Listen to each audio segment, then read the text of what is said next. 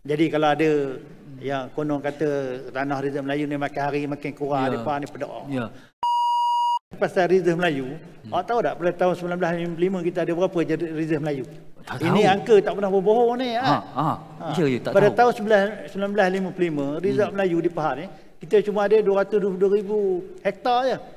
Pada tahun 1955. 55. Sekarang ni saya nak bagi tahu kita telah pun ada sebanyak 444,000 hektar reserve tanah Melayu di Pahang.